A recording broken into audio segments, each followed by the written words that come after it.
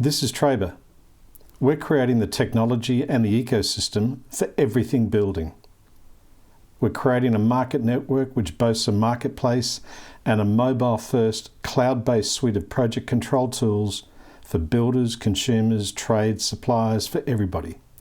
All on a smartphone, all remote, all mobile, all for building. This is Trabr, and this is a building conversation. Tony Huxley here from Trabr Limited. I'm joined today by Gareth Evans, the owner of BMC Blue Chip BCMAC Blue Chip Maintenance and Construction. Yeah. Glad to have you here. Thanks for joining us. Thanks, Tony. I appreciate you making the time available to talk to us today. So let's jump back a few months. The federal government, in their wisdom, introduced a thing called the Home Builder Grant. And I reckon I can vividly recall the minute that I heard about it. Like at the time, I thought it was a strategically sound move, but time passes, I hear a lot of conflicting commentary from a lot of different sources. Do you have a view on whether it's produced any sort of substantive lasting benefit for the sector? What are your thoughts? The job I'm on now, I think that helped to land that job because they weren't going to go ahead with the job because they both were out of work. Oh, cool. Right. They had the money there ready to go, and it was on the boil, and then it was off again But I think that government grant, I think that sort of helped to make the decision. But I have heard, if you earn over, I think it's $150,000 or something it's pretty thin. Yeah, you can't get it. Yeah. So. What are they? Knock a lot of the households out around here. I don't really understand how you can target, something like that to people who earn less than $150,000 between two of them. How do you pay for a mortgage for $1 million? Is it literally just targeted at retirees, I'm not sure really. Neither am I. But I guess that the issue is, have you encountered it in your day-to-day role in the building space? Has it been something that customers have talked about, or has it just been... Initially, when they brought that out, everyone was a little bit talking, but I don't think so. Like I said, I think it helped for me to get this job I'm on now, which is probably enough.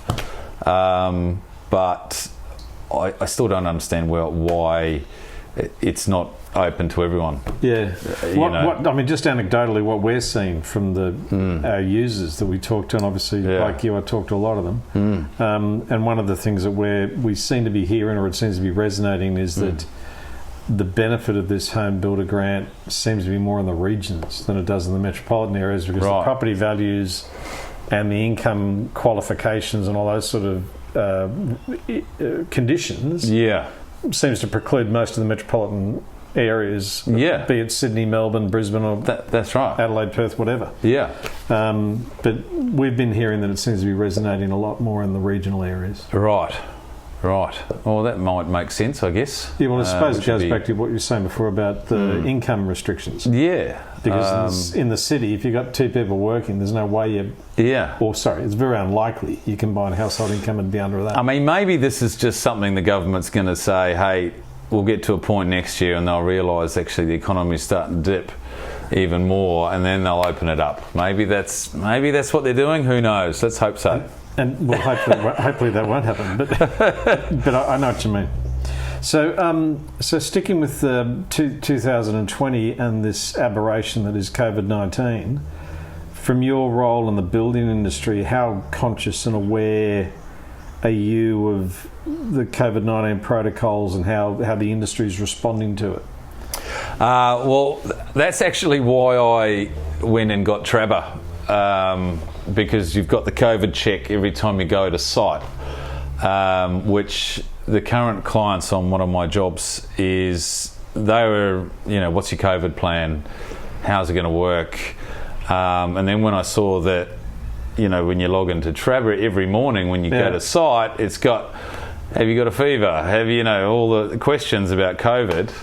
And I was sold. So that was pretty much, that means I've got each staff member ticking the box saying, I don't have a fever, I can go to work today. I don't have any doubts that that I'm sick.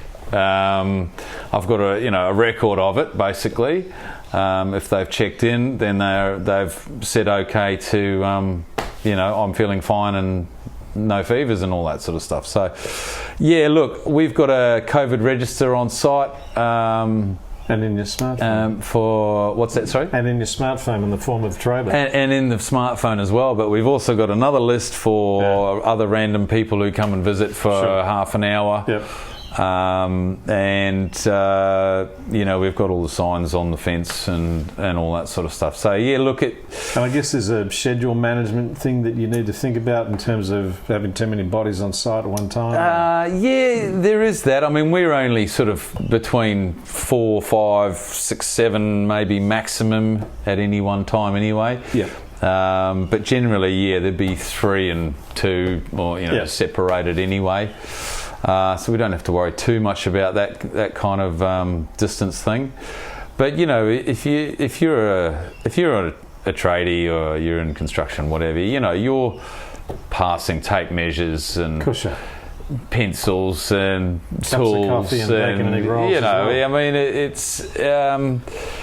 Yeah, look, I mean, I've got a blanket rule. If you're feeling sick, don't come to work. Yeah. That's bottom line. If you come to sick, and we all get sick, even if it's not COVID, even if it's, gastro or whatever it is, just don't come. Yep. And that's, I guess that's one thing that's changed for me this year, is that I don't mind if you have 2 days, sick days every week. If you're feeling sick, just don't come to work. Get a doctor's certificate, yeah. Get a COVID check, yeah. But don't come to work. I mean, that's bottom line for me. I mean, there might be some other builders out there that are different attitude, but I'm not interested in bringing germs to work these days. Yeah, and it's hard to argue with the logic. Yeah, totally. Yeah. And not just for us, for the clients as well. Mind you, I mean, having said that, I'm delighted to think that Trabr's helped you win a job. So that's yeah, for sure. The fact that our COVID-19 protocols, you got no idea how hard it was for us to get that protocol past Apple. Yeah. On our iOS. Yeah. I think you mentioned that to me on the phone one time. It's we got it there. Anyway, that's really interesting. Listen, thanks very much for joining us, Gareth. I really appreciate your time. No problem. Thanks so much. Okay, thank you. Good on you. Cheers.